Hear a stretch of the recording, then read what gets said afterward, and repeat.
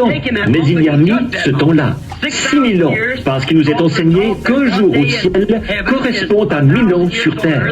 Aussi, c'est en 6000 ans ou en 6 jours que Dieu a fondé la terre.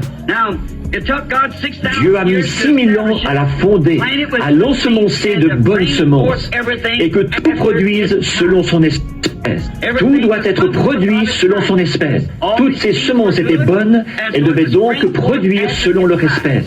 Dieu a mis 6000 ans. Finalement, quand il a eu terminé, et finalement, le quartier général de la Terre a été établi dans un lieu magnifique, situé à l'est de l'Éden, appelé le Jardin d'Éden. Que dis-tu à quelqu'un qui sait exactement quoi faire mais n'arrive pas à le faire? Dieu a établi le quartier général du monde dans le Jardin d'Éden, en Égypte. C'est à l'extrémité est du jardin que se trouvait le quartier général. Et comme maître des lieux, il a désigné son fils et l'épouse de son fils pour gouverner tout ça. C'est exact, c'est ce que Dieu a fait. Il leur a confié la direction entière. Il pouvait parler au vent et ceux-ci cessaient de souffler. Il parlait à tel arbre et se déplaçait d'ici à là. Le lion et le loup paissaient ensemble et l'agneau se couchait avec eux. Le mal n'existait pas. C'était la paix parfaite, l'harmonie parfaite. Tout était parfait. Et quand Dieu avait la haute main sur la terre, et remarquez, il avait vu à ce que son monde, il avait vu à ce que tout y fonctionne bien. Il avait vu à ce que tout progresse bien. Tous se nourrissaient de végétaux. Rien n'allait mourir, rien n'allait se gâter, rien n'allait se perdre. Rien, c'était tout simplement parfait. Et, à la tête de tout ça, il a placé ses enfants bien-aimés, son fils et sa fille, un mari et sa femme, pour diriger. Dieu était tellement satisfait, et il s'est reposé de toutes ses œuvres le 7e jour. Il a sanctifié ce 7e jour, en a fait son sabbat. En effet, Dieu a contemplé l'ensemble, après avoir mis 6000 ans à modeler et à préparer, à créer tout ça. Il a dressé les montagnes et, par les volcans, il a projeté les montagnes vers le ciel. Et toutes ces choses qui ont été produites au cours des éruptions. Il l'a fait sécher et tout était tel qu'il l'avait disposé. Et c'était un endroit magnifique. Il n'y avait rien de comparable à ces glorieux paradis de Dieu et les dinosaures gigantesques et tout ce qui s'y mouvait. Tous les grands animaux, ils étaient inoffensifs, ils étaient doux comme un chaton, ils étaient exempts de tout, pas de maladie, pas de peine, pas un seul germe porteur de maladie sur terre. Oh, quel endroit! Les grands oiseaux volaient d'arbre en arbre. Adam les appelait par leur nom. Ils venaient se poser sur son épaule et lui roucouler à l'oreille. Et, oh, quel endroit merveilleux Dieu avait là! Ensuite, il a produit un des attributs qui provenaient de son propre corps. Dieu a des attributs dans son corps. Par exemple, vous êtes un attribut de votre Père. Et si vous remarquez, vous étiez dans le grand-père du grand-père de votre grand-père. Mais là, disons, nous allons nous en tenir à, disons, vous et votre Père. Bon, vous n'aviez connaissance de rien quand vous étiez dans votre Père. Le germe de vie provient du mâle. Le mâle a la cellule de sang. La femme a l'ovule. Donc, et c'est la cellule de sang qui renferme la vie. Et alors, quand vous étiez dans votre Père, en fait, vous n'en saviez rien. Mais n'empêche que la science et la parole de Dieu prouvent que vous étiez dans votre Père. Seulement, vous n'en saviez rien. Mais votre Père, là, il désirait ardemment vous connaître. Et grâce à son union intime avec votre mère, alors il était donné à votre Père de vous connaître. Maintenant, vous êtes l'attribut de votre Père. Vous lui ressemblez, et certaines parties de votre corps ressemblent à votre Père. Or, il en était de même pour Dieu au commencement. Chaque fils de Dieu et chaque fille de Dieu était en Dieu au commencement. Vous ne vous en souvenez pas dans ce moment, mais vous y étiez. Il le savait. Et il voulait que vous existiez sous une forme qui lui permettrait de prendre contact avec vous, de parler avec vous et de vous aimer, de vous serrer la main. Ne voudriez-vous pas que votre propre fils, n'est-ce pas un grand jour quand votre fils rentre à la maison et s'assied à table? Quand il revient du champ de bataille ou quelque chose, couvert de cicatrices? Vous allez préparer le dîner, vous allez tuer le veau gras ou quoi encore, et vous mettre en frais pour lui. C'est votre propre chair et votre propre sang. Et il était en vous. À ce moment-là, vous ne le connaissiez pas, mais vous saviez qu'il était là. De même, Dieu savait que nous nous retrouverions ici. Mais ce qu'il a fait, il nous a placés dans une chair pour qu'un contact puisse être établi. Afin que lui puisse établir le contact, il est devenu l'un de nous. Quand il est devenu Jésus-Christ, le Fils de Dieu lui-même, la plénitude de la manifestation de Dieu. Donc, c'était ça le dessein de Dieu, d'exprimer ses attributs dans la communion fraternelle. Quand j'étais dans mon Père, je n'en savais rien.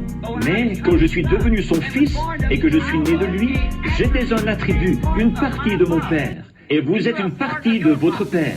Et à titre d'enfant de Dieu, nous sommes une partie de l'attribut de Dieu qui était en lui, qui a été fait chair comme lui a été fait chair, pour que nous puissions être en communion les uns avec les autres, comme une famille de Dieu sur la terre.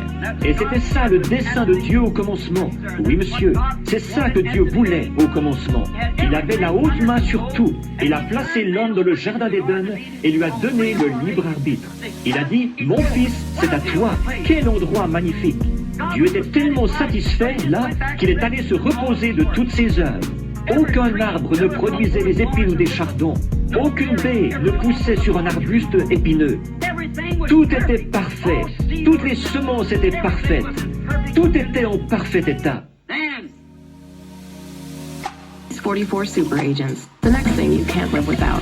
Alors, quand il est allé se reposer un peu, son ennemi est entré en douce avec sa séduction. Et il a pris le contrôle en donnant à ses enfants une interprétation fausse de son programme. Alors qu'il avait fait confiance à son enfant, comme vous faites confiance à votre fille quand elle sort le soir avec un homme. Que vous faites confiance à votre fils quand il doit sortir avec un garçon qui boit ou un garçon qui fume. Voyez-vous, il avait fait confiance à son fils qu'il ne ferait rien de mal et qu'il resterait fidèle à chacune de ses paroles.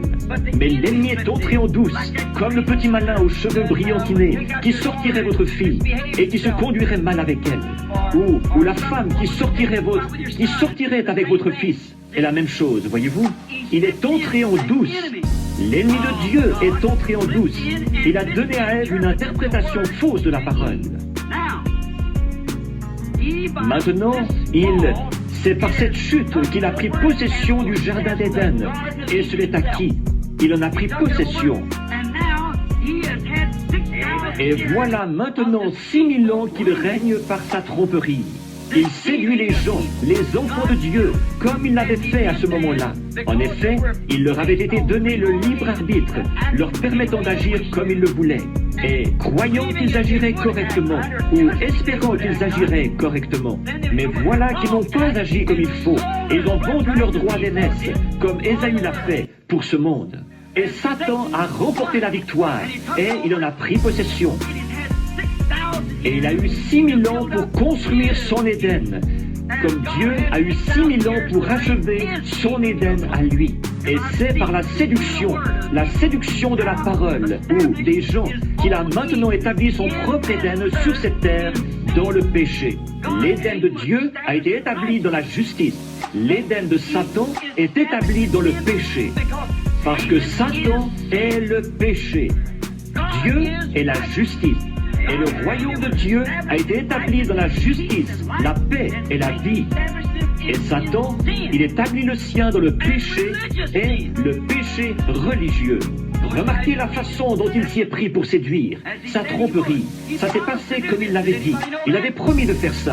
Est-ce que quelqu'un le savait? Prenons dans Ésaïe, si vous voulez, quelques-uns des versets que j'ai ici. Je devrais en citer plus, je suppose. Prenons Ésaïe, chapitre 14, un petit instant, et voyons ce que Satan avait dit ici, un petit instant. Dans Ésaïe 14, nous allons le lire. Observez ce que ce personnage a fait. Ésaïe 14, à partir du verset 12. Te voilà tombé du ciel, astre brillant, fils de l'aurore. Tu es abattu à terre, toi, le vainqueur des nations. Tu disais en ton cœur, je monterai au ciel. J'élèverai mon trône au-dessus des étoiles, c'est-à-dire des fils, des étoiles de Dieu. Et je m'assiérai sur la montagne de l'assemblée, l'extrémité du septentrion. Et je monterai sur le sommet des murs, et je serai semblable au Très-Haut. Maintenant, comparez ça ici avec les autres versets que nous avons pris dans Thessaloniciens tout à l'heure, où il disait « Il est assis dans le temple de Dieu, s'élevant au-dessus de tout ce qu'on appelle Dieu, jusqu'à être adoré comme Dieu sur la terre. » Voilà le Dieu de ce monde dont je vous ai parlé dans la prédication de dimanche passé. Le voici aujourd'hui avec sa séduction. Cette heure perfide, ce temps terrible où nous vivons, c'est le temps le plus glorieux de tous les âges, parce que nous avons de nouveau devant nous le grand millénium. Nous avons de nouveau devant nous l'Éden. Par contre, nous sommes en plein dans l'âge où toute la séduction et toutes les tactiques qu'il a jamais utilisées et avec lesquelles il a réussi à séduire, il les a toutes rassemblées et s'est donné plus de force. Et le voici maintenant comme Dieu. Alors qu'il prend la place de Dieu, il est religieux, il peut citer l'Écriture et vous annoncer l'Écriture exactement comme Satan l'a fait à Ève dans le Jardin d'Éden. Mais tout ce qu'il a à faire, c'est d'en mettre une seule partie, d'ouvrir cette brèche par laquelle la doctrine pernicieuse du diable pourra s'infiltrer, comme le filtre de l'homme qui réfléchit, dont nous parlions l'autre soir. Donc, il a dit qu'il s'élèverait au-dessus du Très-Haut. Il monterait au-dessus des nues et des étoiles. Et il s'assiérait là comme Dieu. Il serait au-dessus du Très-Haut. Et il a réussi à mettre ses menaces à exécution. Certainement qu'il a eu énormément de succès à mettre ses menaces à exécution. En effet, dans tous les âges, les gens l'ont laissé déprécier par ses explications la parole de Dieu promise pour cet âge-là. C'est exactement comme ça qu'il s'y est pris. Dans tous les âges, il l'a déprécié par ses explications. À l'époque de Noé, il a expliqué qu'il était impossible qu'il pleuve du ciel, car il n'y a pas de pluie là-haut. Son grand évangile scientifique qu'il a prêché dans le Jardin d'Éden, il pouvait envoyer des instruments jusqu'à la Lune et prouver qu'il n'y avait aucune humidité là-haut. Seulement Dieu avait dit qu'il y aurait de la pluie. Mais Satan a réussi et il a empoisonné l'esprit des gens par une recherche scientifique qui déclarait que la chose n'était pas faisable. Mais elle s'est faite. Dieu avait dit qu'elle se ferait et elle s'est faite. Effectivement. Maintenant, à l'époque de Jésus, il a fait la même chose. De nouveau, il a empoisonné l'esprit des gens par sa séduction, voyez-vous, en donnant une interprétation fausse de la parole. Si tu es le Fils de Dieu, maintenant laisse-moi te voir agir en conséquence. Jésus n'a pas fait le bouffon pour lui. Jamais il ne l'a fait. Dieu n'est pas un bouffon. Il n'a pas à exaucer aucune des demandes de Satan. Il n'avait qu'à. Jésus a dit, il est écrit, tu ne vivras pas, l'homme ne vivra pas de pain seulement, mais de toute parole qui sort de la bouche de Dieu. Voyez-vous, il n'avait pas à faire le bouffon à cause de lui. Il n'avait pas à faire du pain. Il aurait pu en faire. Mais il aurait écouté le diable. Alors, il n'avait pas à écouter le diable. De nouveau, c'est le péché religieux, comme au commencement, tellement trompeur. Observez-le bien, là. Il ne s'agit pas simplement du vieux péché de tous les jours, de commettre l'adultère et de s'énibrer, et de prendre le nom de Dieu en vain. Il ne s'agit pas de ça. Te bendiga. Una buena mañana. Jesús, ¿no podías elegir un edificio diferente? Aquí trabaja gente. Lo siento, Señor. Bon, vous vous souvenez, il y a des années, beaucoup d'entre vous qui venez ici depuis longtemps, vous vous souvenez de ma prédication quand j'avais prêché sur les désillusions au jugement. La prostituée, elle ne sera pas déçue là-bas, elle sait où elle s'en va. L'ivrogne ne sera pas déçu là-bas. Le contrebandier d'alcool, celui qui joue à des jeux d'argent. Le menteur, le voleur, ce n'est pas lui qui va être déçu, mais c'est cet homme qui pense être dans le vrai. Là voilà la désillusion. C'est cet individu qui est venu dire, Seigneur, n'ai-je pas prêché l'évangile? N'ai-je pas chassé des démons par ton nom? Jésus a dit, retirez-vous de moi, vous qui commettez l'iniquité. Je ne vous ai même jamais connu. Là voilà la désillusion. Voyez-vous, cette tromperie. C'est ce que je ne cesse de... C'est à cause de ça que je suis si mal compris. Ce n'est pas parce que je veux être différent des autres. Je ne veux pas être différent. Mais je dois être honnête. J'ai un message. Il doit être transmis aux gens. C'est à cause de ça que c'est si mal compris par les gens. Ils pensent que je suis contre tout le monde. Si seulement ils savaient, je suis pour tout le monde. Et je fais tout ce que je peux pour leur apporter la vérité exactement, comme elle a été placée dans mon cœur, et telle qu'elle a été inscrite dans la Bible, ici. Et Dieu prouve que c'est la vérité. alors il n'y a rien à faire. Alors, ou bien il la regarde en face, ou bien non. Voyez-vous, ils ne veulent pas voir ce qu'il en est, parce qu'ils ont déjà tout vendu. Ils ont vendu leur droit d'aînesse à une organisation, à une dénomination, une tentative, leur droit d'aînesse, d'aller au ciel en se reposant sur une religion organisée. Et c'est Satan qui est le chef de tout ça. Dieu n'a jamais eu de religion organisée. Jamais. Et ils vendent tout pour ça. Alors un groupe d'hommes, ils interprètent la parole et déclarent qu'elle veut dire ceci et qu'elle veut dire cela. Dieu n'a pas besoin d'interprète. Il s'occupe lui-même de l'interpréter. Il n'a besoin de personne d'autre pour lui dire comment procéder. Il est souverain. Il a dit de quelle façon il procéderait. Et c'est comme ça. Il doit tenir sa parole. Voici les signes qui accompagneront ceux qui auront cru. C'est exactement ce qu'il voulait dire. Tout ce qu'il a annoncé comme devant se produire, il a annoncé ce qu'il arriverait en ces derniers jours. Il allait faire certaines choses. Et il les a faites. Il n'a pas à demander à qui que ce soit si c'est le moment ou pas. Il sait quel est le moment et quel est le plan. Maintenant, Satan, ce trompeur, tel qu'annoncé dans Matthieu 24, avec tant de séduction. Maintenant, nous voyons que par ses programmes évangéliques, la connaissance, une meilleure instruction, une éthique supérieure, la civilisation et tout, il a ensorcelé les gens qui veulent servir Dieu au point qu'ils croient à son mensonge. Ève ne voulait pas faire ça, mais il lui a montré qu'elle y trouverait plus de sagesse.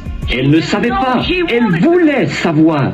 Elle ne comprenait pas, mais elle voulait comprendre. Et Dieu lui avait dit de ne pas chercher à comprendre. Comment pourrais-je comprendre aucune de ces choses? Je ne peux pas les comprendre. Je les crois.